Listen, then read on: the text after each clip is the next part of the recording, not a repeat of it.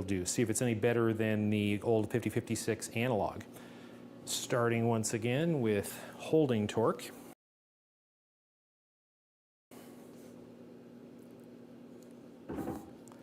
Holding torque, 81.6 newtons, which is 3.3 newton meters. Not bad.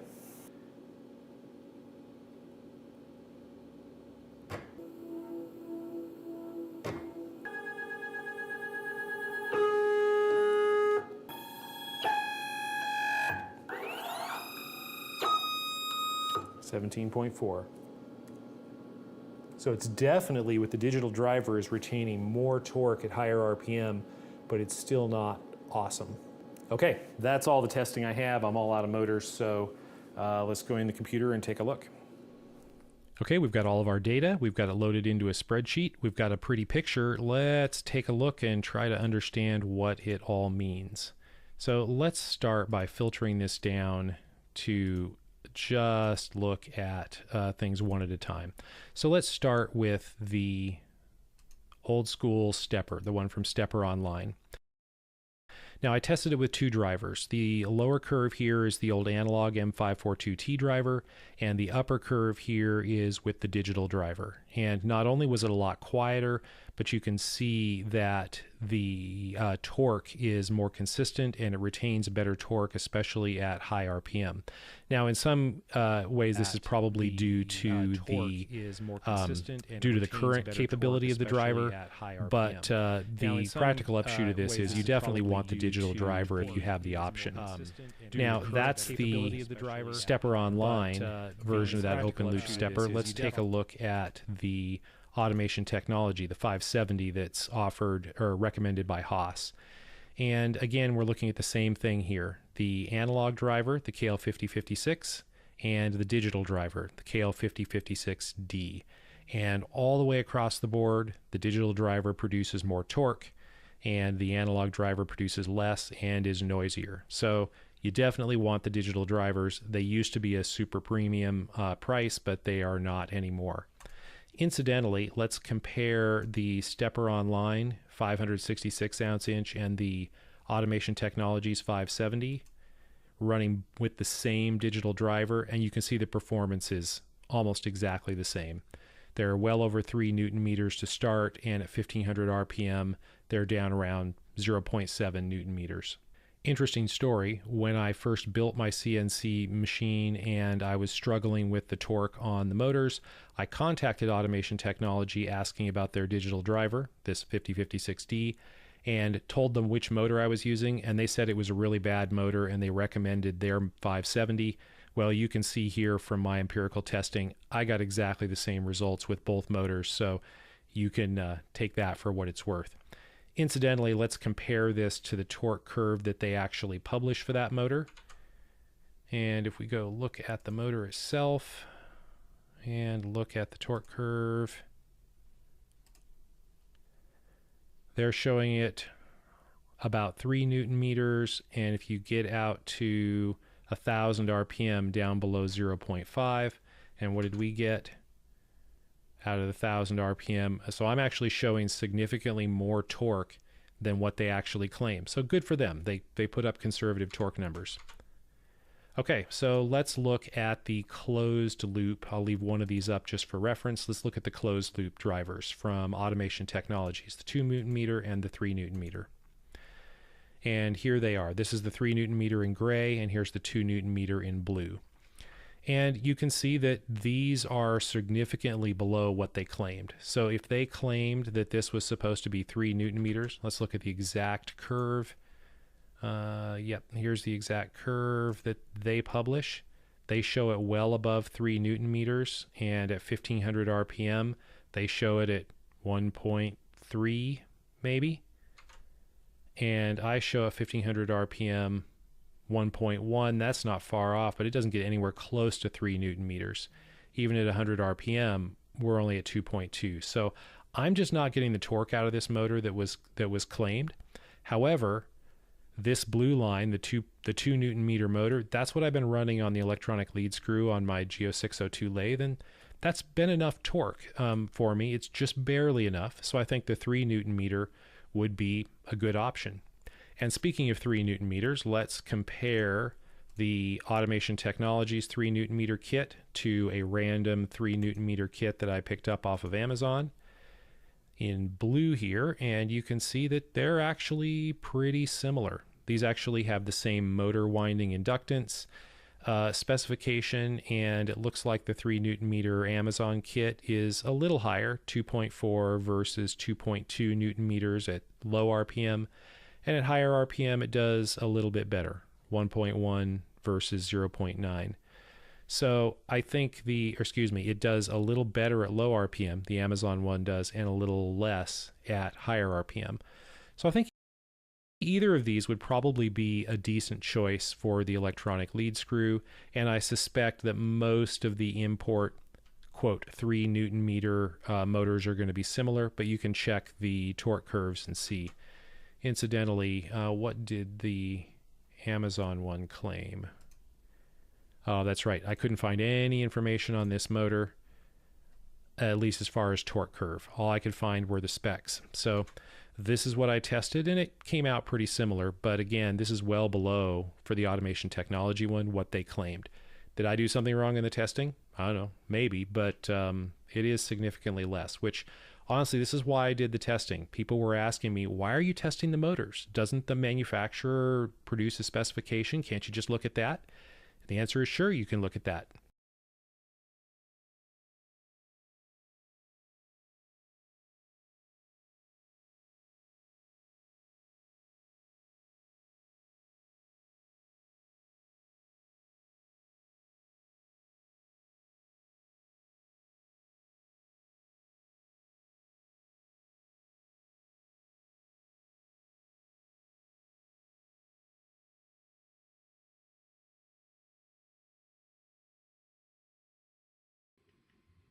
We have a new 3D printer to test, so why don't we put it through its paces and try to do something challenging with it. Welcome back to Cloud 42. I'm James. This is the new Bambu Lab A1 Mini. This is their entry into the low end of the 3D printing market. The printer itself sells for $299, or you can get it in the bundle you see here with the 4-spool AMS Lite for $459. It's got all of the automatic everything that you would expect from Bambu Lab, and while it's clearly targeted at the home market and the first-time 3D printer buyer, I have something else in mind for it. Now, full disclosure, Bambu Lab sent me this printer free of charge in exchange for making a video about it. They didn't pay me, they have no control over the content of the video, but the link down in the video description is an affiliate link, so if you use it to make a purchase, I earn a commission. Now, I already have 2 X1 Carbons and a P1S, and they live in another room where they can make all the noise they want and not bother anyone. But this thing is small, and it's quiet, and I think it might be the perfect machine to have sitting on a corner of my desk to crank out prototype parts while I work on other things. The question is it up to the challenge of doing real engineering work? About 3 weeks ago, Christopher Helmke published a video showing how he 3D prints control panels for electronics with translucent windows in them for LED indicators. I'll put a link to his video down in the description. Definitely check that out along with all of the other stuff on his channel. That young man's got talent. Ever since I saw his video, I've been thinking about whether it would be possible to 3D print a panel with a 7-segment numeric display in it, like the one in my electronic lead screw control panel. Now, making something like this actually work would require extremely good control of multiple materials, fine details, and an absolutely perfect first layer. And that seems like a challenging test for a new 3D printer. And since I have a new 3D printer here that I need to test... Now, before we get too crazy and go spend a lot of time designing something complicated, what we need first is a proof of concept. This is a soldering practice board that I bought several years ago so that I could learn how to solder with lead-free solder. And yes, indeed, this is lead-free solder, and yes, I did solder this by hand. This board just has some blinking lights and some circuits that, blink and chase around with the blue LEDs. I believe these are 0805 LEDs on here, and this should make a good test bed just to test and see if we can make a 3D printed part that fits over this with windows that properly passes the light. Ultimately, I will design my own board for a 7-segment display, but let's see if this works first. I bought this board from Amazon, looks like back in 2019, and the listing has what looks like an assembly diagram for the PCB.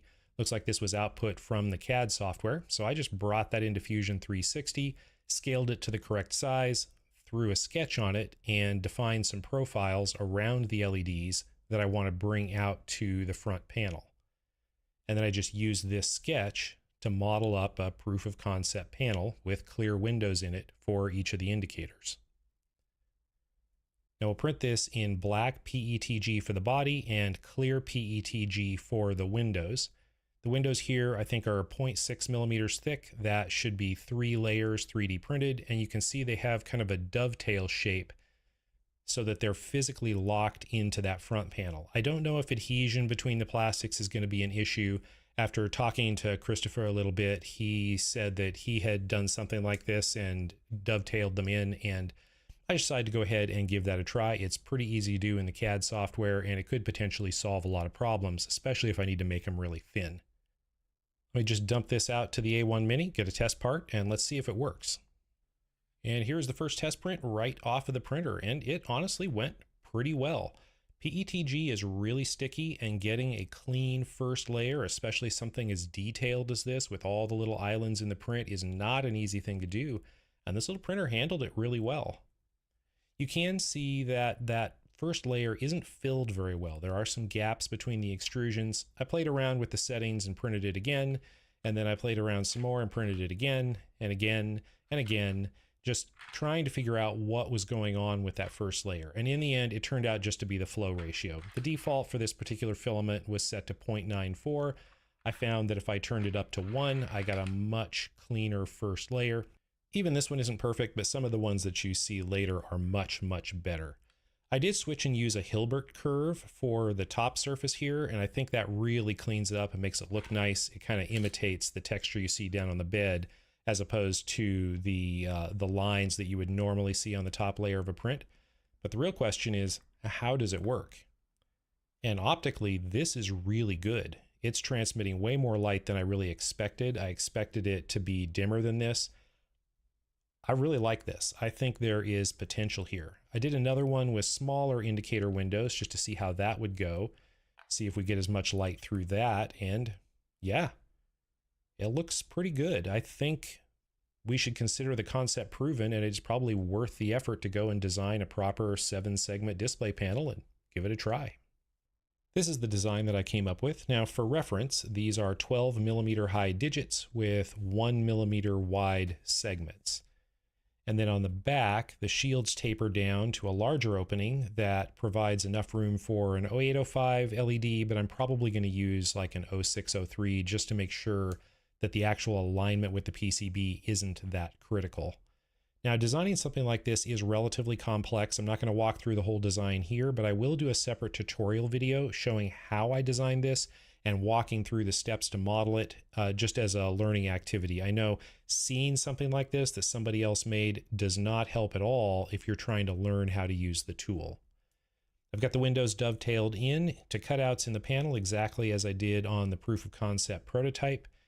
And I've got all of these bodies arranged into components. So there's a component for the panel and a component for all 72 individual segments of the lenses.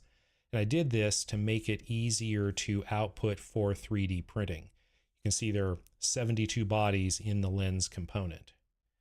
So all we have to do to output this to put into the slicer is go to File, 3D Print, and then I can select the panel component, output that as an STL file, and then we can come back and do it again, say File, 3D Print, and this time select the lenses component, and it will select all 72 of those bodies and it will output them into one STL file in the same coordinate system as the coordinate system for the panel file.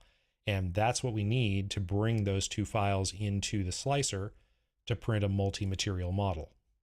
I'm using Bamboo Studio here as the slicer, so I'll click the plus button and I will find those two STL files, the one for the body and the one for the lenses, select them both with control click, click open, and it'll ask me, do I want to load them as a single object? And the answer is yes. So it's loaded both STL files and it has aligned them together. So now I'll just click the button up here and select the side that I want down on the bed. That will orient it, and now we can start selecting materials.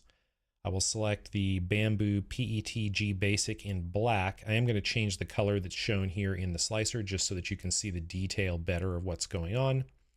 And then we need to add a second material for the lenses, so I'll click plus, and I'll select the Bamboo PETG Basic in clear.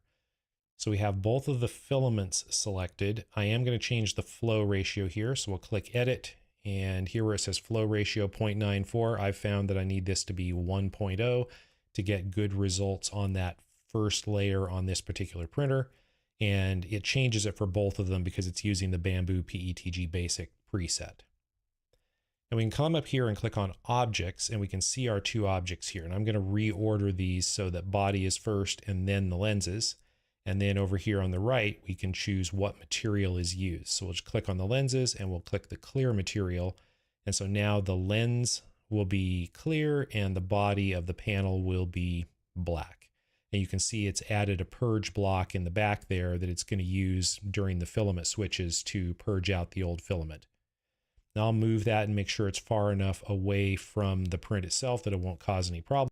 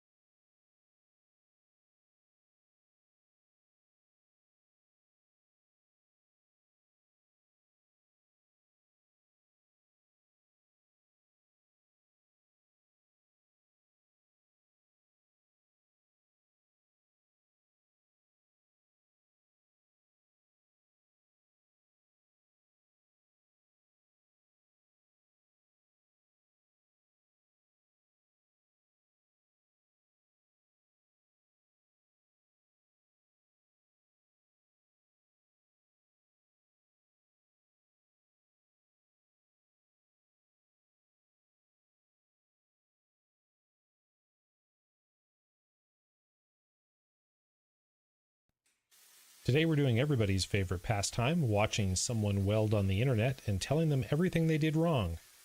Though in my case, the criticism is well deserved. Welcome back to Cloud 42. I'm James. A long time ago, in the before time, you might remember that I'm building an Avid CNC router with a Centroid A.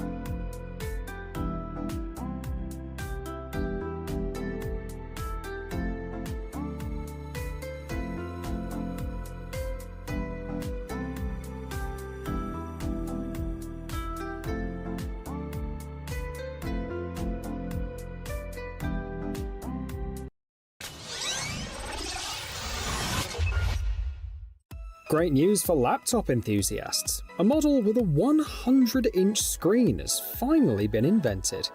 Well, it's only a virtual laptop, but no one will be able to peek, so you can comfortably chat with your friends and watch funny cat videos while at work. It features 8GB of RAM, a Snapdragon 865 processor, and a 256GB hard drive. The laptop runs on Android, weighs only 1.5 kilograms, and costs around $2,000.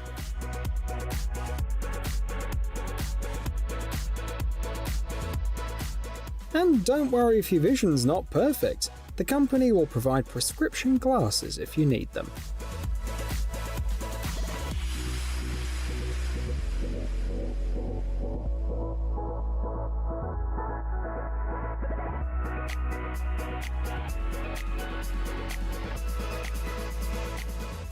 Why would someone feel the need to create a robotic sixth finger? A team from France and Japan has its own answer. It can be beneficial in prosthetic development. Specifically, the team is studying how the brain responds to this upgrade. If test participants perceive the robotic finger as part of their own body, which part of the brain is involved in this process? Looking ahead, these studies could lead to the creation of artificial body parts that we'll wear like clothing. Well, why not? Perhaps someday, alongside their amazing laptops, some IT specialists might desire a couple of extra fingers too. The delivery of new fingers could be handled by these drones from the US. The XP4 model is designed to carry loads of up to 7 kilograms and can reach speeds of 111 kilometers per hour. And that's not even its maximum speed, just the cruising speed. Moreover, the wings fold, allowing the drone to take off and land vertically. One of the prototypes is currently being tested by the US Navy, and the design can be scaled up to accommodate 5 passengers, which makes it cooler than the competition.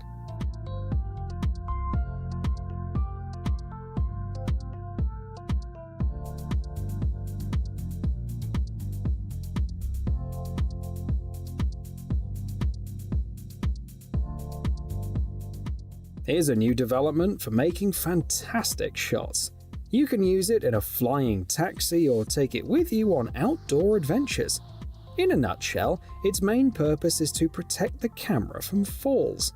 The rifle-shaped platform provides a comfortable grip and allows you to move around confidently in search of that perfect angle.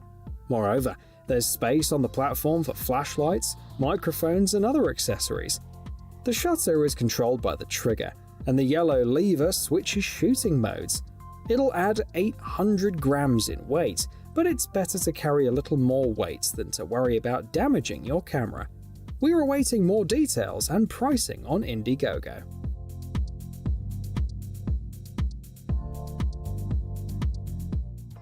There are also some incredible advancements in the world of fashion. How about a dress that uses neurotechnology? It changes color based on brain waves, and the data is transmitted through one of the world's first brain-computer interfaces with 1,024 channels.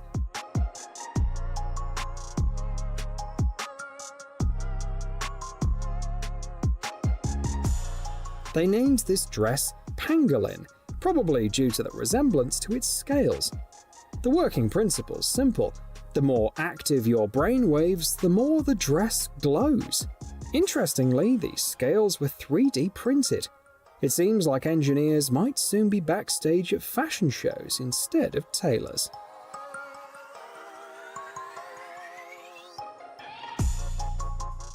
Coming up next is a fascinating form of entertainment for those who are still children at heart.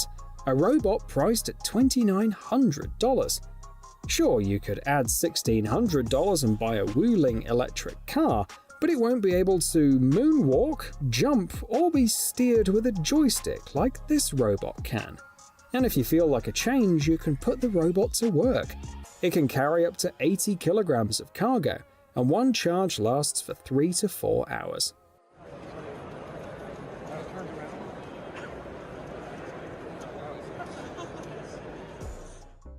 How big is the wind energy market? Well, in the US alone, 16 states cover 10% of their energy consumption through wind power, and there's much more potential to explore. This Spanish project is particularly noteworthy because it's a floating design that can be easily scaled up. They're currently testing the prototype and determining the capacity of the future fully developed versions, aiming for 15 megawatts from a turbine. The project has already secured financing at EU level, involving millions of dollars, and has partnered up with Intexi, a company connected with the Iran-Oman gas pipeline project.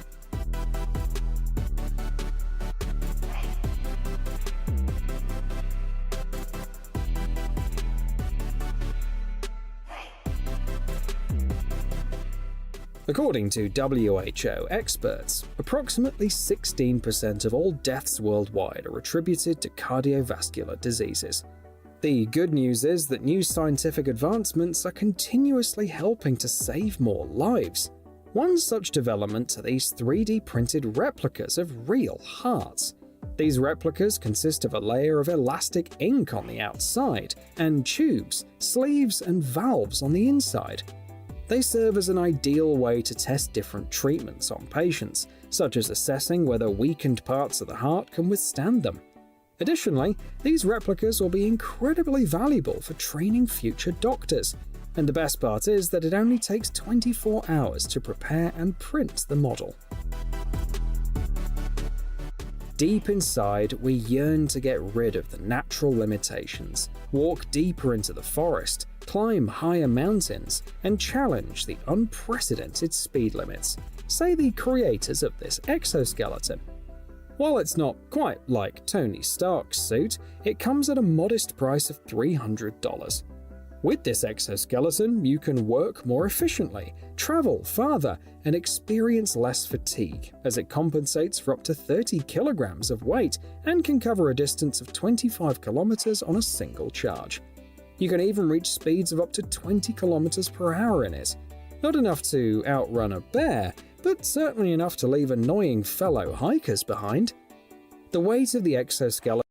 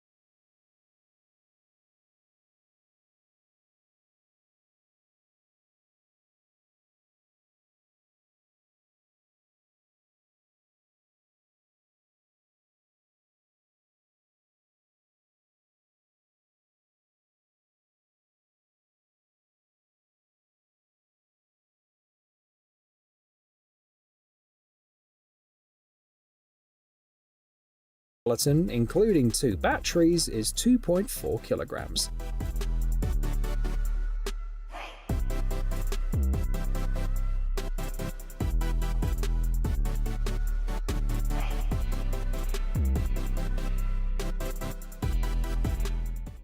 Here's another fascinating development, a system that generates electricity from waves. The concept is straightforward. Pressure fluctuations in the membrane causes air movement, which in turn rotates the turbine, and the results speak for themselves. During tests in Portugal, a 40 converter installation produced 60 megawatts of power.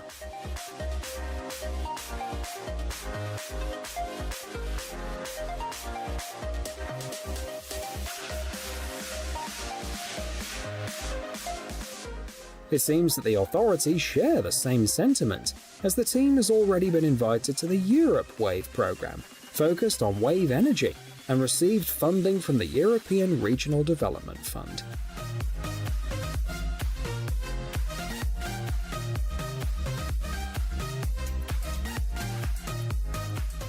What can we do with all this energy? One option is to charge the 16.5 million electric cars that were all over the world in 2021. And with the right infrastructure, it's possible to produce many times more vehicles. The key is to have enough of these stations installed. The idea is to swap a depleted battery with a fresh one, as it's both cheaper and faster than waiting for a full charge. In about 10 minutes, everything is ready. A network of stations can be built in a city in a matter of weeks. The great thing is that these stations are fully automatic and compact, with one station requiring the space of only 2 parking lots. It's worth starting as soon as possible. In the United States alone, there are plans to invest $39 billion into the installation of chargers by 2030.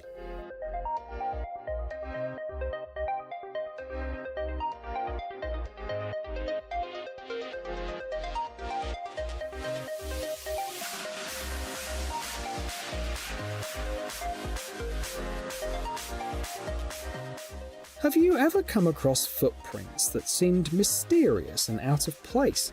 They might have been left by Bigfoot, or by the owner of these unique shoes. A designer from Germany combined 3D printing with legends about cryptids, creatures from modern mythology, to create this footwear. The main material used is TPE polymer, which is also commonly used for smartphone covers and soft pads on toothbrush handles. One of the advantages of these shoes is its thin but durable parts. Even with a thickness of about 1 millimeter, they can withstand the elements, including hot sun and rain. To create these shoes, the designer chose the Sintratec S2 SLS printer, the same one used by Daimler to print spare parts.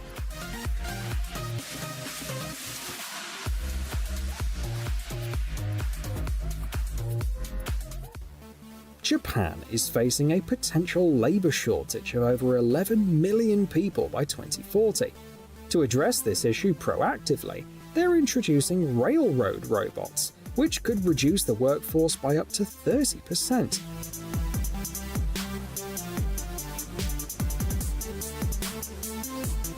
The remaining workers will operate them remotely using VR glasses, controlling the robots from special cabins and displaying the tasks directly on their bosses' computers.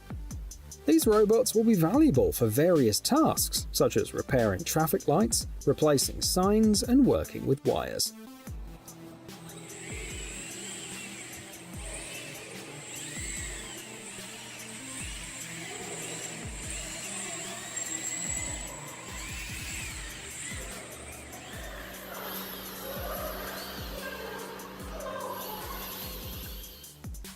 If you don't need robots yet, keep an eye out for extra arms.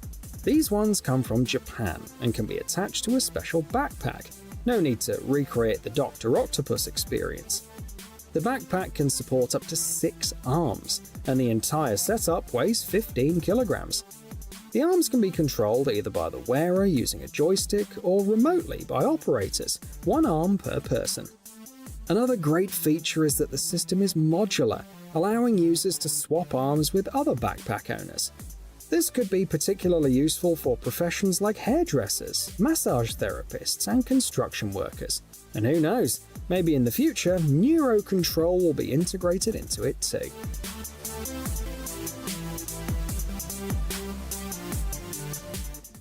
Once, Volvo conducted a series of crash tests for rescue training, which included dropping 10 cars from a height of 30 meters. This was just one of the many tests they conducted to improve car safety. However, for less extreme tests, cost becomes a factor. For this purpose, they use special vehicle targets, mock-ups of the required vehicles that can be quickly assembled on a special platform. Within a few minutes, the target can be prepared and accelerated to a speed of 100 km per hour. This serves as an ideal solution for testing unmanned systems, as the vehicle targets are detected by radar, infrared systems, and scanners as the real ones. VR and AR gadgets are not just for gamers, they have practical applications in factories too. A US company offers these gloves to corporate clients. Thanks to compressed air technology and hundreds of micro actuators, these gloves can make virtual objects feel real, matching their size and texture. The gloves are compatible with software like Unreal Engine and Unity, and can be fine-tuned if you're familiar with C++. They come in 4 universal sizes, and the power supply can be carried in a backpack. The price for these gloves is $5,500, and there's an additional subscription fee.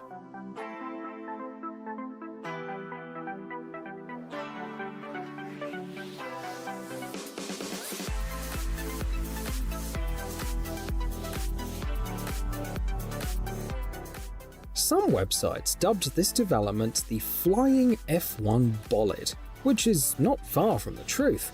This manned drone packs 220 horsepower and can reach speeds of up to 140 km per hour. They took the test seriously and even brought in Mirko Cecina, a multiple DSL drone racing champion, to demonstrate its capabilities. He performed impressive turns, barrel rolls, and flips, giving us a glimpse of what future races might look like, possibly surpassing F1 and NASCAR. If you want to experience the thrill of piloting, you can give it a try with the official DSL drone racing game.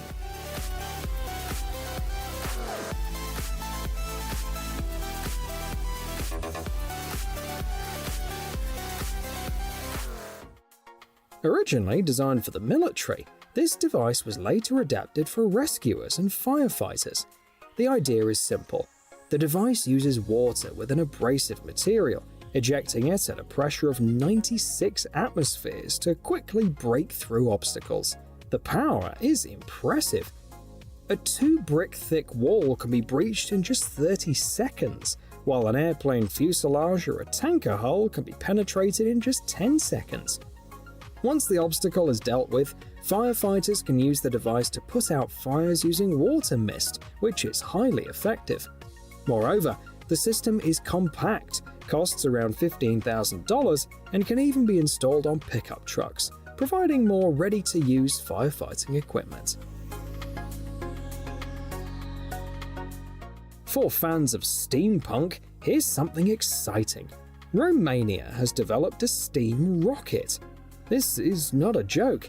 It's a genuine project that involves using steam instead of fuel in one of the rocket stages.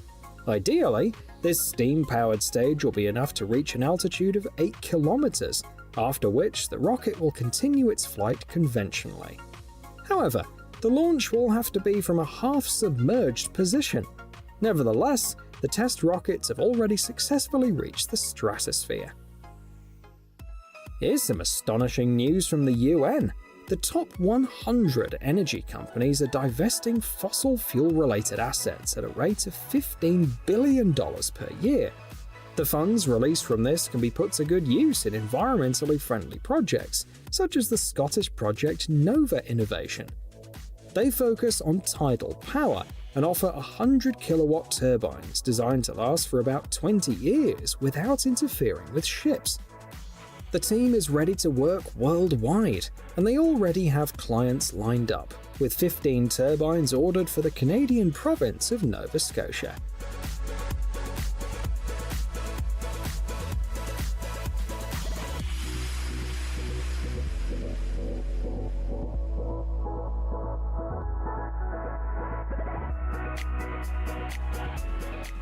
In the United States, they conducted a study to calculate how much parents spend on their children until they are of age. On average, it amounts to almost $234,000. That's why these clothes are a real budget-saving solution for families, as they can grow with the child.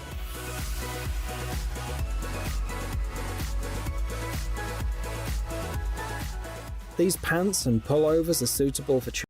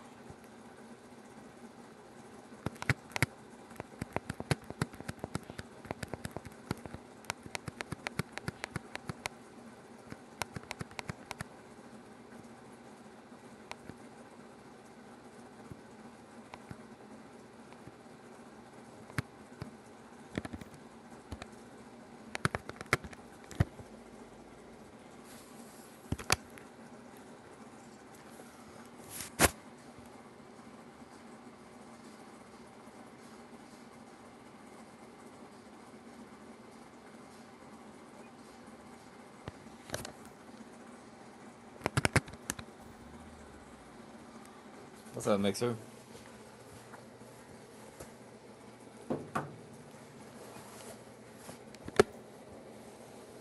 Not much. Can you hear me?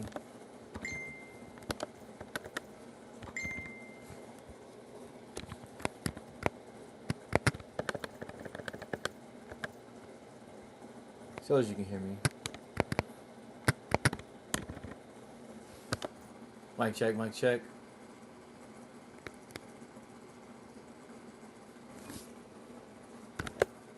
Okay. I just sat down, dude. I haven't played it all. So I was gonna do a casual match if you want to.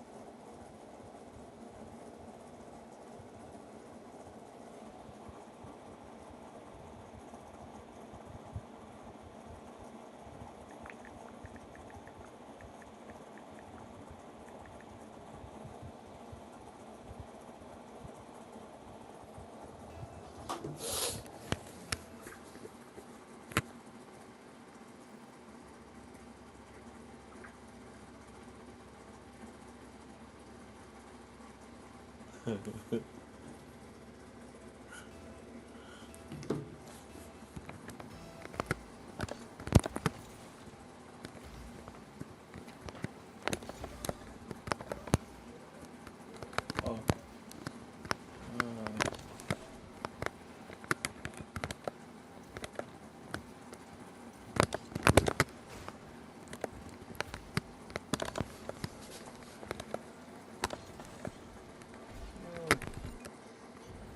Shot.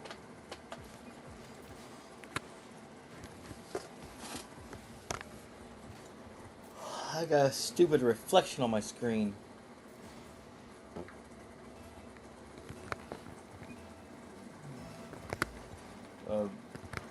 Reflection on my monitor screen.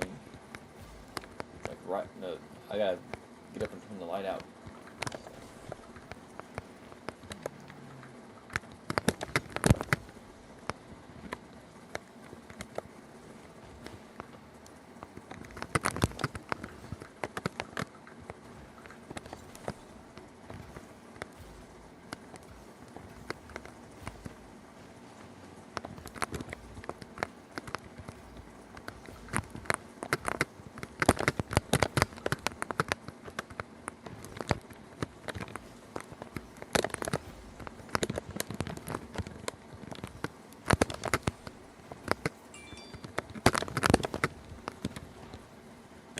Shit, my bad. I thought it was right on my tail.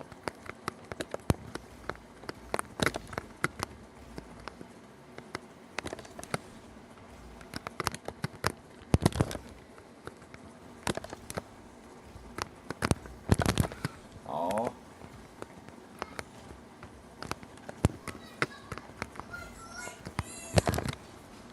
I can't see shit with this stupid reflection. Really bad. Huh? Really bad. What? I started off with a level 3 backpack. No other backpack. It's a level 3. Barely even full. Woo! I want to. No! I want this bike. I can't hear you, bro. You got what? Bruh. There's a bike right here and I can't pick it up. Oh, I have to go on this side.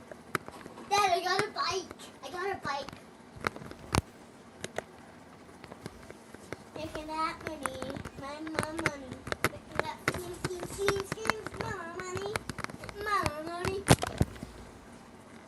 Scheme, pyramid, scam,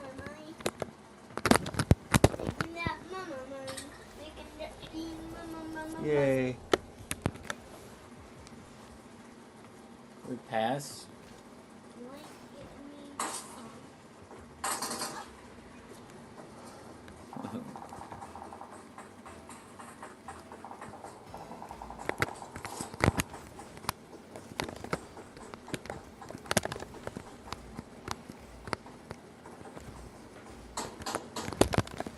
No. Shoot.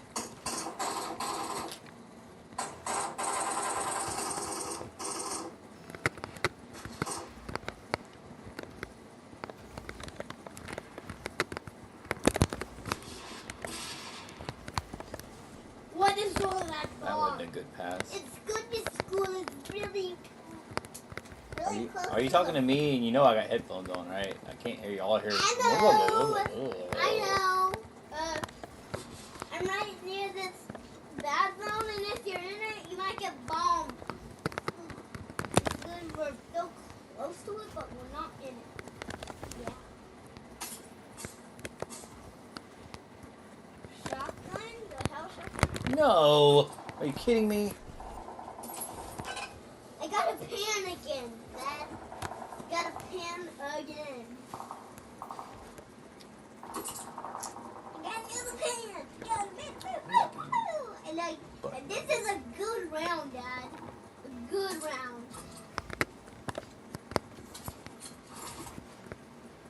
Nice shot.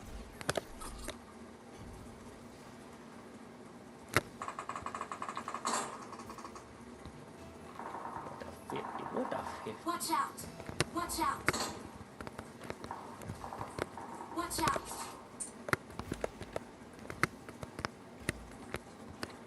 I got a really good hiding place, Dad. And no one can get me since there's very tiny windows. So yeah, I can do this.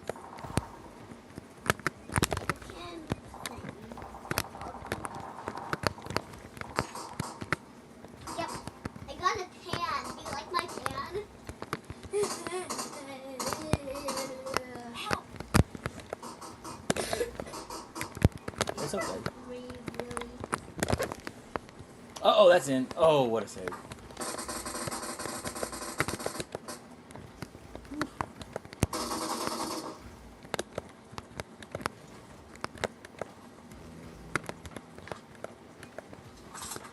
Please recall me.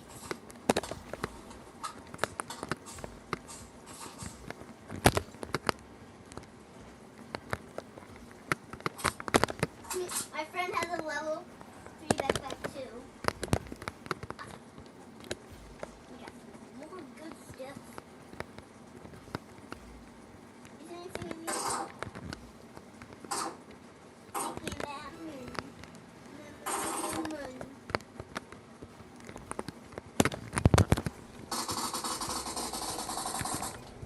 Nice pass.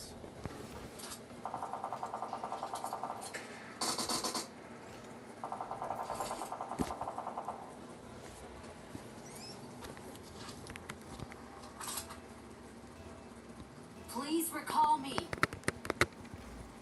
Got it.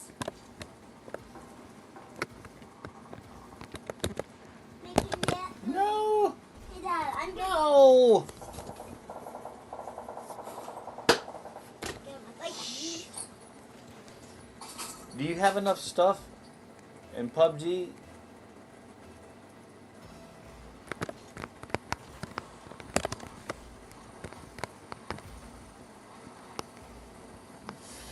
Dad, I haven't got to use It's my okay. bike and I'm gonna use it. No! If it would have went up, I would have had it. Dang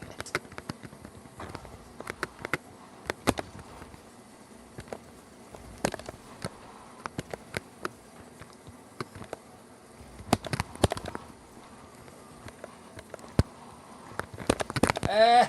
What a save.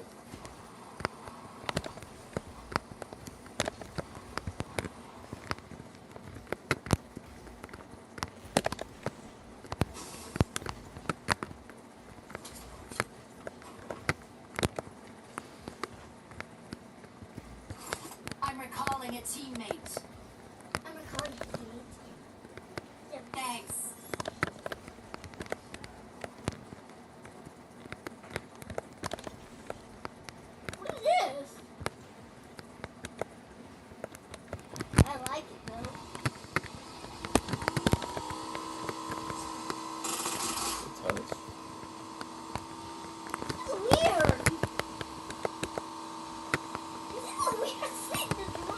Oh shit.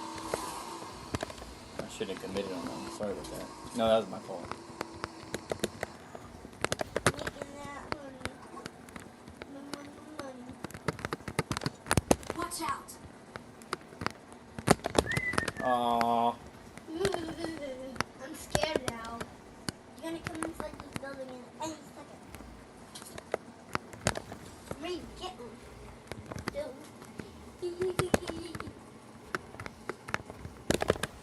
Do they want to get me or do they want to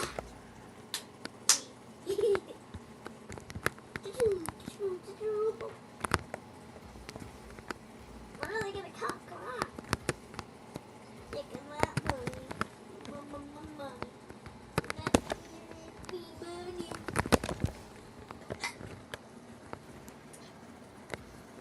Watch out. Uh-oh, SpaghettiOs. What a shot.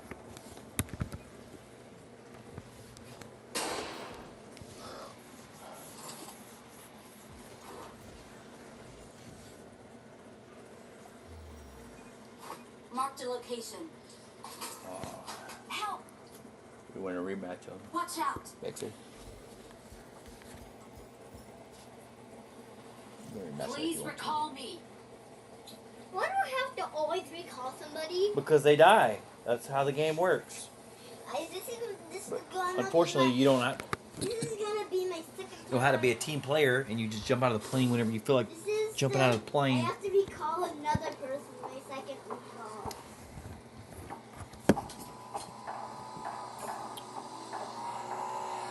Bruh. I'm recalling a teammate. Thanks. I go pick them up on your bicycle. Can you tell where they're at?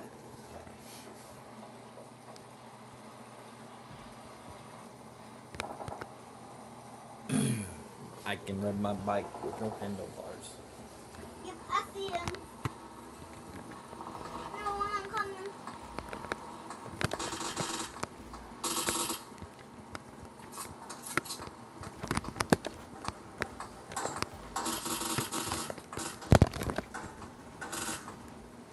I'm squiggling, scabbling.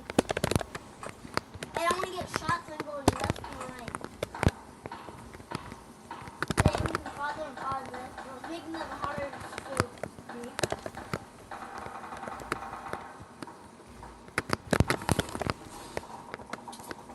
Pick up. Jump in. Get inside the school.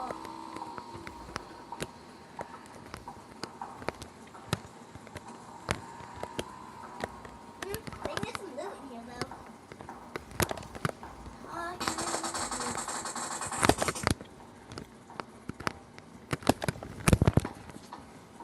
Shit, fuck. That works.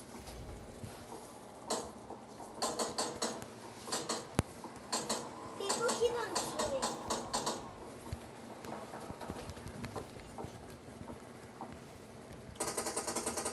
Three! What is three doing? He's about to die. Three, I'm gonna get you for you. Don't die. Also, you gotta be helped. That's 2 in a row. Making that money. Hard carry, Mixer. Getting that money. You need to Sorry for what? Oh, that wasn't you. Whammo.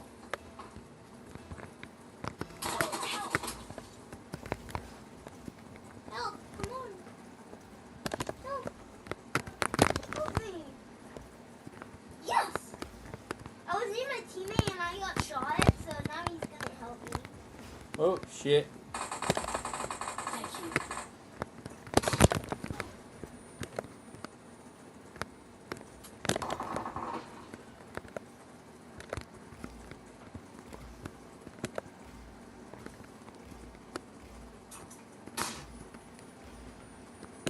Don't give up.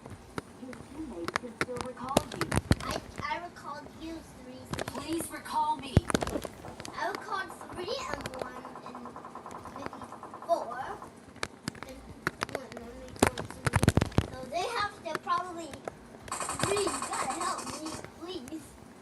giving up on you. Help! Now one. Hold to your savior. Need help me. Oh, I missed him. Free help! No. Shoot.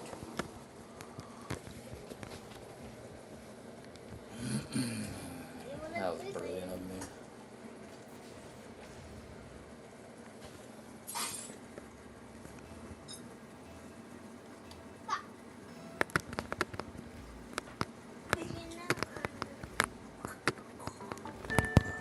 Oh.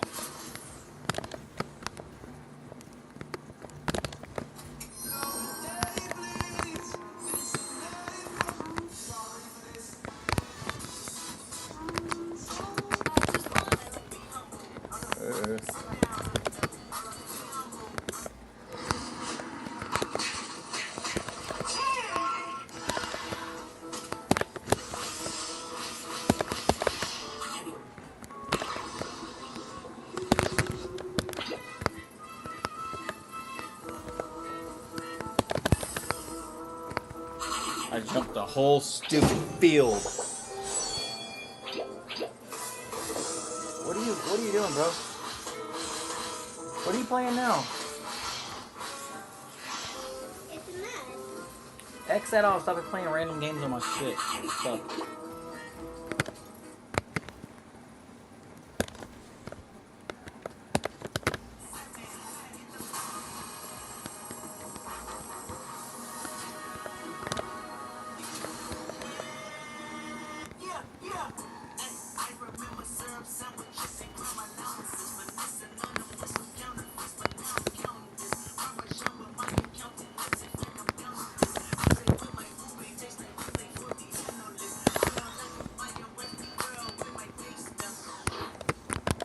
Oh, I couldn't reach it.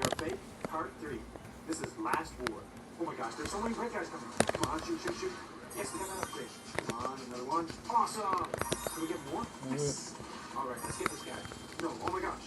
We just knocked this down. Listen. All right, come on, come on. Let's come go. on. Nice shot. Yes, we got another one. Oh my gosh. This is working pretty well. No, we knocked it down again. Come on, come on, come on. We're back to 1. Can we just get a small one? Yes. Oh my gosh. That worked pretty well. Can we get this giant guy? Come on, come on. Yes. No. Merge, shoot, and defeat your enemies in Last War. Download it for free now.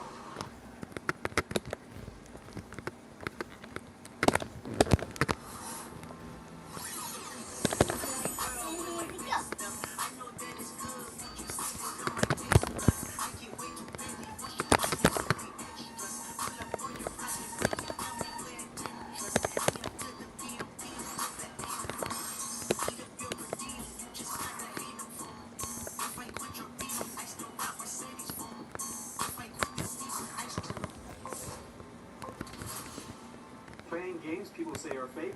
Part 3. This is Last War. Oh my gosh, there's so many red guys coming. Come on, shoot, shoot, shoot. Yes, we got that upgrade. Come on, another one. Awesome. Can we get more? Yes. All right, let's get this guy. No, oh my gosh. We just knocked this down. All right, come on, come on, come on. Yes, we got another one. Uh-oh, that ain't good. That ain't good. No, we knocked it down again. Come on, come on. Dang it. We're back to 1. He's smurfing us. Yes. He's blue and everything. See that? Come on. Yes. No. Merge, shoot, and defeat your enemies in Last War. Download it. I think I might finish it, but I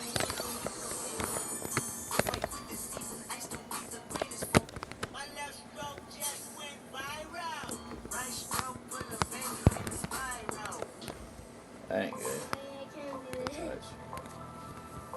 Okay.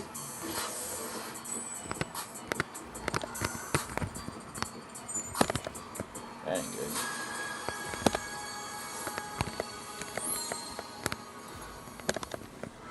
Uh-oh. You're smurfing. Nice shot.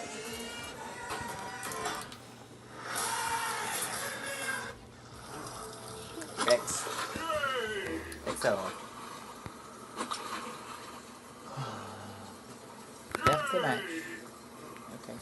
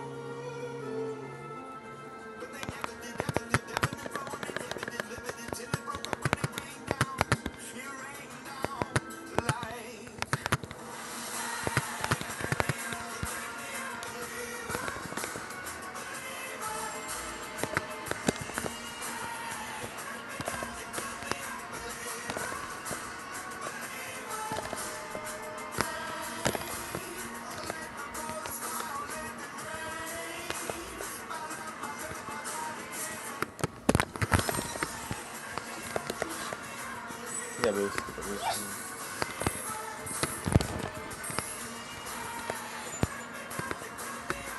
Come on.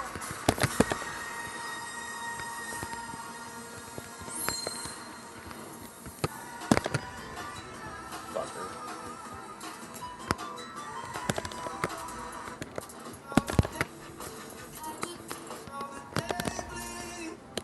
Thomas, you should comment which one we should do next, okay? I think this one.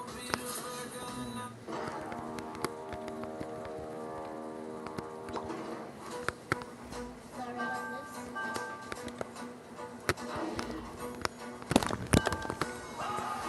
Dang, dude.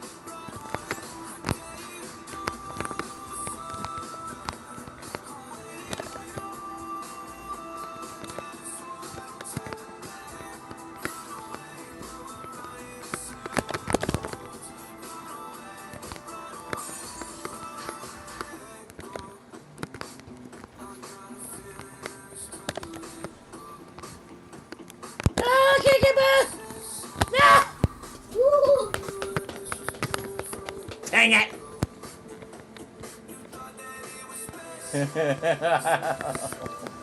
I don't think it was your fault. I should have been able to get that, but I was like, I don't know, I was awkward.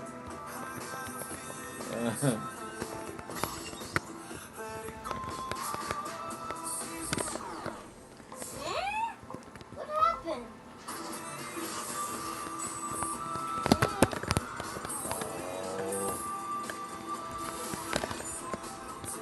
Yes!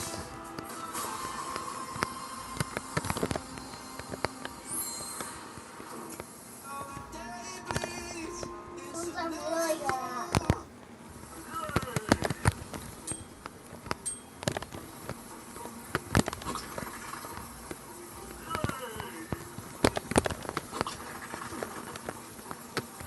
Oh, you needed that. I'm sorry.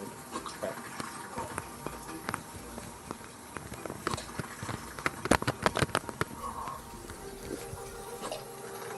Dang it.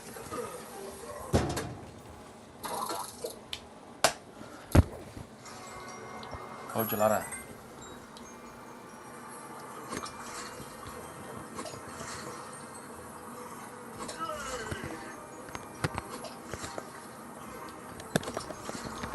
Boost button not working? Oh. I have no boost, dang it. Royal match. Play now.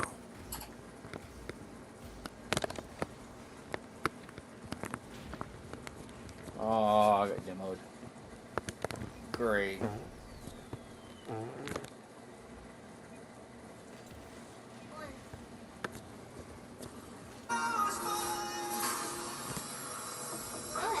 Farted. I farted and it's coming your way. The fan's gonna blow it all on you.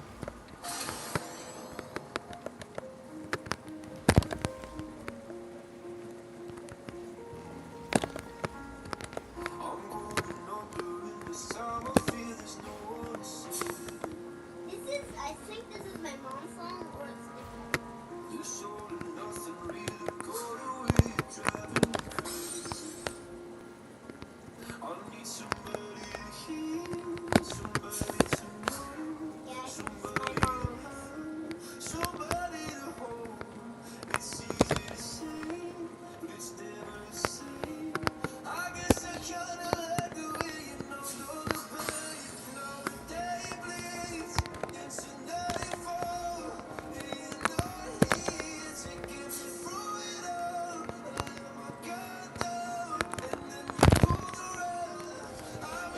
Yay.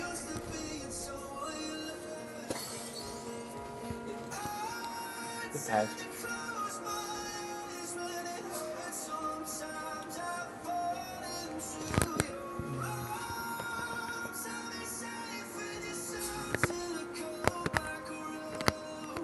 Pretty good. Oh, that would have been cool. Come on. No.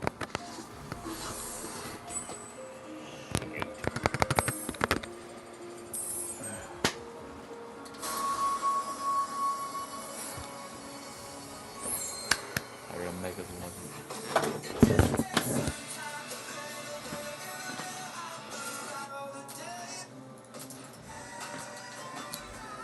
Hey, Mixer, I'm gonna play PUBG with my son. Well, actually, Beat Master now with my son. Thanks for playing with me. All right, later, buddy.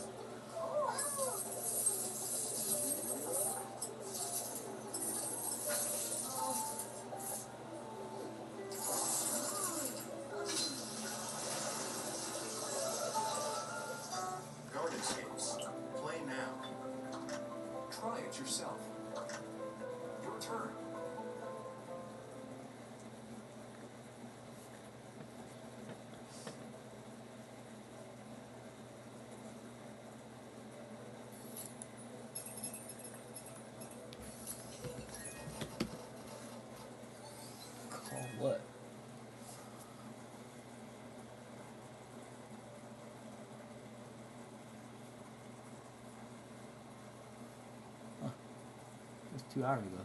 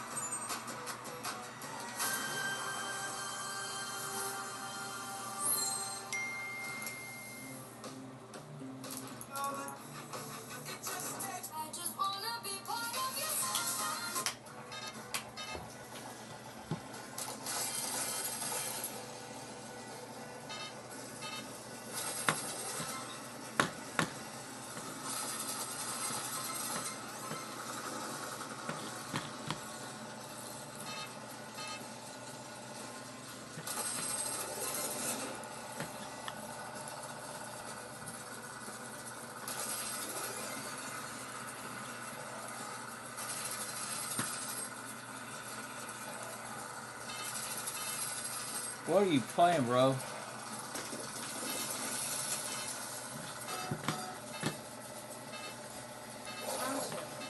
Play now.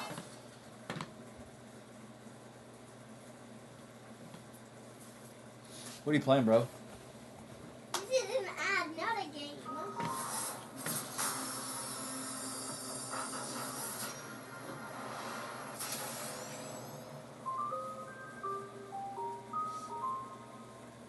I've been hearing symphonies. Before all I heard was silence. A rhapsody for you and me. And every melody Is this a hard song? is timeless. And now your song is on repeat. And I'm Is this a dancing hard song? along to your heartbeat. Huh? And when you Is this a hard song? feeling complete, Hard song? if you Yeah. want the I just wanna be part of your symphony.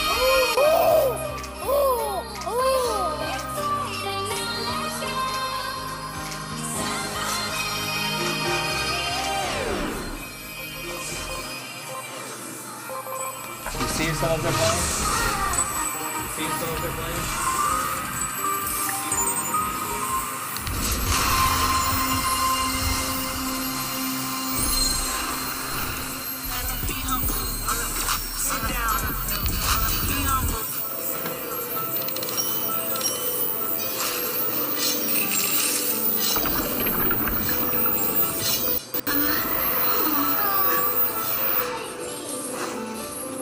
This ain't me.